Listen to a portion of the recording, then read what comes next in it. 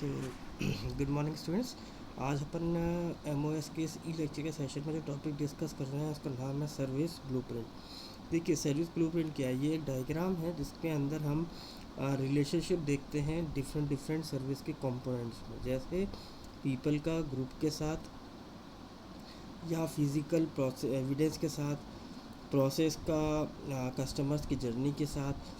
तो जो service blueprint होता है ये यूँ कहें कि सर्विस सर जो कस्टमर्स के जनरी है हमारे साथ, कि कैसे वो एक हमने हमारी अपनी जर्नी स्टार्ट करी, कब वो हमारे साथ जुड़ा, कैसे कैसे वो हमारे साथ उसको हमारे साथ है वो अपने रिलेशनशिप को स्ट्रॉन्ग करता जा रहा है, और इस जर्नी में और कितना स्कोप है। तो हम देखते हैं कि सर्विस जो है तो एक सर्विस के कुछ मल्टीपल ब्लूप्रिंट भी बन सकते हैं। जैसे रेस्टोरेंट बिजनेस के साथ है, अगर हम देखें तो इसका हम सेपरेट सर्विस ब्लूप्रिंट बना सकते हैं। एक खाना लेने से लेके खाना का एक, जैसे एक कस्टमर आया होटल में खाना खाने, उसका सर्विस ब्लूप्रिंट अलग है। ऐसे ही किसी और सर्विस ने आपको खाना घर पे मंगाया, उसका सर्विस ब्लूप्रिंट अलग है। तो ये जो ब्लूप्रिंट होते हैं इनका एक ही गोल है, वो है टारगेट्स और ऑब्जेक्टिव्स को अचीव करना। कि अगर टारगेट अचीव हो गए तो क्या क्या फ़ायदे में सौदे बातें रहती, और यदि कुछ चीज़ें रह गई हैं तो क्या क्या डिस्क्रिपेंसी इसके अंदर मौजूद है। तो हम सर्विस ब्लूप्रिंट में कुछ एलिमेंट्स की बात करते हैं। सबसे पहला आता है कस्टमर एक्शन, कस्टमर के स्टेप्स क्या क्या फॉलो कर रहा है, कस्टमर्स की चॉइस, एक्टिविटीज़, इंटरेक्शन की हम कस्टमर से कहाँ मिल रहे हैं, कैसे अपने कस्टमर्स को इंटरेक्ट कर पा रहे हैं, ये सारी चीज़ें हमें ये स्टडी करनी पड़ेगी अंडर द सर्विस ब्लूप्रिंट। और देखिए कि कस्टमर्स आपके पास अगर रेगुलर चीज़ें परचेज़ कर रहा है तो कैसे करता है, आपके थ्रू इंटरेक्ट कैसे कर पा रहा है, क्या वो आपसे सेटिस्फाइड है या नहीं, ये सारी बातें भी हम इसके अंदर एनालाइज करेंगे। देखिए, अगर हम देखें कि कोई रिटेलर है तो वो आपकी स्टोर पे आ रहा है, तो क्या उसने आपकी कंपनी की वेबसाइट कभी देखी थी, या फिर आपके जो अप्लायंसेस जो आप बेच रही हो, मान लो आप इलेक्ट्रॉनिक्स में गुड कर रहे हो, तो क्या आपने अप्लायंसेस को उसने एक बार देखा है, आपकी कंपनी की जिस भी कंपनी की आप सेल आउट कर रहे हो, तो क्या उस कंपनी के उसने देखा है वेबसाइट पर, उससे आप डिस्कशन भी कर सकते हो, है ना। सेल्स असिस्टेंस भी उसको आप दे सकते हो, उसको आप अदर चीज़ें या अदर एप्लीकेशन या अदर अप्लायंसेस भी परचेज़ करने के लिए मोटिवेट कर सकते हो। एक होता है फ्रंट स्टेज एक्शन। देखिए, फ्रंट स्टेज एक्शन क्या होती है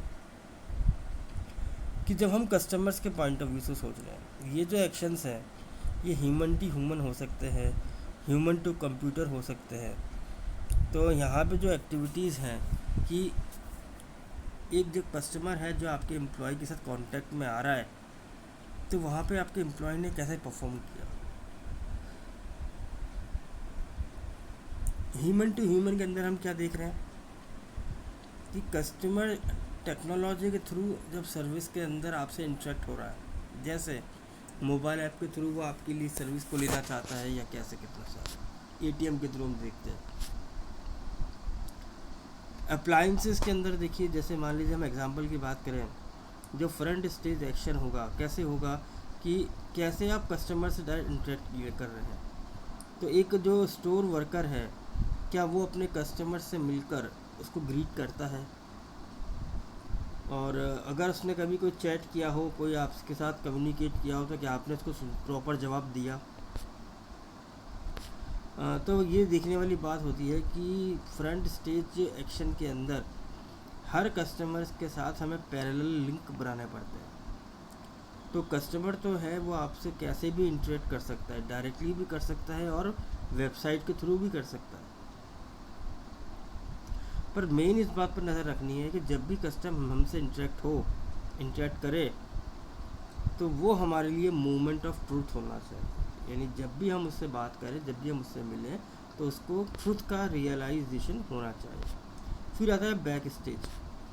बैक स्टेज में क्या है, यहाँ जो स्टेप्स और एक्टिविटीज़ हैं जो कि आपके सेल्स को करने के लिए पीछे सपोर्ट के तौर पे की जा रही है। तो जैसे मान लीजिए एक होटल बिजनेस अपने कस्टमर के साथ रिलेशनशिप देख रहा है जब वो खाना खाने आया है, तो उसमें तो शेफ़ है ना, ये वो बैक सपोर्ट सर्विस वाला बंदा है। और जो आपका फ्रंट वाला है वो है आपका एम्प्लॉय, आपका वेटर। तो हमें ये देखना है कि फ्रंट के साथ साथ बैक स्टेज के लोगों ने भी क्या हमारे कस्टमर्स को रोकने के लिए, उसको फील गुड कराने के लिए कौन कौन सी एक्टिविटीज़ को परफॉर्म किया है। हम वही अप्लायंस कंपनी का एग्जांपल लेते हैं। तो बैक स्टेज एक्शन कैसे आएगा? एक वेयर हाउस एम्प्लॉय ये चेक करता है कि उसके पास कितना स्टॉक अवेलेबल है, क्योंकि कस्टमर की डिमांड, कस्टमर की प्रेफरेंसेस से कभी भी जनरेट हो सकते हैं। तो यदि आप इन चीज़ों को मैनेज कर पा रहे हैं कि आप अपने वेयर हाउस में उन सभी चीज़ों को स्टोर कर पा रहे हैं जो कस्टमर की डिमांड है, जिसकी ज़्यादा है, तो आप उसको वहाँ पे सर्विस के रिगार्डिंग फील गुड फैक्टर दे रहे हैं। यस, ऐसे ही आप उसके साथ अगर वो चैट कर रहा है रिगार्डिंग कस्टमर आपके वेयर हाउस एम्प्लॉय के साथ, कैसे चैट कर सकता है कि कैसे कौन सा सूटेबल टाइम है, कैसे आप उस प्रोसेस को अच्छा कर सकते हैं, कितने दिन में आप अवेलेबिलिटी दिला सकते हैं गुड्स की। तो ये भी हमारे लिए ज़रूरी है कि हम उस एम्प्लॉय को बैक स्टेज के थ्रू भी क्या करें, फुल्ली रेस्पॉन्स करें। फिर आता है प्रोसेस में आता है इंटरनल स्टेप्स। और जब भी हमारे एम्प्लॉयज़ ने कस्टमर से इंटरेक्शन किया तो regarding to deliver the service, ये हमें वहाँ पे देखना है। जैसे मान लीजिए कि जब भी आपके कस्टमर ने एक ऑर्डर आपको दिया, अब उस ऑर्डर में आपने कितना क्विक रेस्पॉन्स करके उसको वो चीज़ डिलीवर करने गए।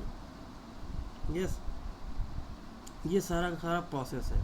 अभी जिसने पेमेंट किया, क्रेडिट कार्ड से किया, फ़ोन से पे से किया, या कोई भी डिजिटल मेथड से किया, तो क्या आपने इसको प्रॉपर उसको रेस्पॉन्स किया, ये सारी चीज़ें हमें इसके अंदर देखनी पड़ती हैं।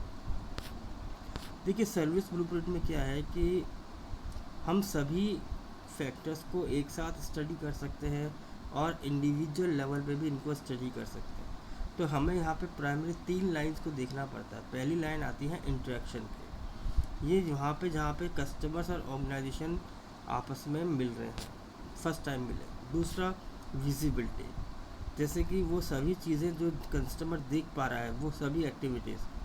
तो क्योंकि जो फ्रंट एक्शन वाले लोग हैं वो इस लाइन में आते हैं, और बैक स्टेज वाले क्योंकि विजिबल नहीं होते, तो पर हमें यहाँ पे जो फ्रंट वाले हैं उनकी ड्यूटी बनती है कि वो कस्टमर्स को फर्स्ट स्टेज पे ही क्या करें, प्रॉपर रेस्पॉन्स दें। तीसरा आता है इंटरनल इंटरेक्शन, जैसे जो आपके एम्प्लॉयज़ हैं जिसके साथ वो कांटेक्ट करेगा, इंटरेक्ट करेगा, तो वो जो आपका इंटरनल एम्प्लॉय है ना, वो उससे डायरेक्टली तो टच नहीं हो पा रहा, पर कहीं ना कहीं वो उसको सपोर्ट एक्टिविटीज़ को सपोर्ट करके क्या कर रहा है, आपकी ऑर्गेनाइजेशन के लिए कस्टमर्स को मेंटेन रख पा रहा है। और कई बार एक लास्ट लेयर भी आती है सर्विस में, दैट इज़ एविडेंस। एविडेंस क्या है कि वो सभी चीज़ें जो कस्टमर को दिखाई दे रही हैं, वो सभी प्रूफ जो बैक स्टेज, फ्रंट स्टेज और प्रोसेस के बीच में हो रहा है ना, इन सभी चीज़ों को जो हमें विजिबल हैं उनके रिगार्डिंग भी हम क्या बना सकते हैं, लाइन ऑफ इंटरेक्शन बना सकते हैं।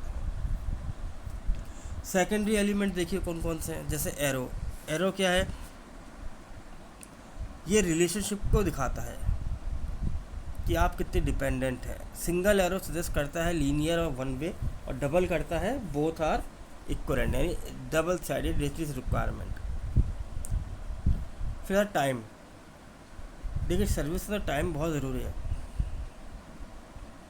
कितने टाइम ड्यूरेशन के अंदर कस्टमर को आपने एक्शन के लिए किया, जो भी उसने आपसे कहा, कितनी क्विक आपने इसको service the, that is in the time. Regulation, जो भी आप रेगुलेशन सर्विस इंडस्ट्री में बना रहे हैं, चाहे वो फूड के रिगार्डिंग हो, सिक्योरिटी के रिगार्डिंग हो, वो आपके ब्लूप्रिंट में ऐड होना चाहिए। इमोशंस, कि कैसे हम कस्टमर्स की जर्नी के मैप को तैयार कर पा रहे हैं। तो यहाँ पे एम्प्लॉयज़ के पॉइंट ऑफ व्यू से भी और कस्टमर के पॉइंट ऑफ व्यू से भी हमें दोनों के इमोशंस का ख्याल रखना है। Then metrics, any success metrics जो कि आपके ब्लूप्रिंट के बेनिफिट को शो कर रही है।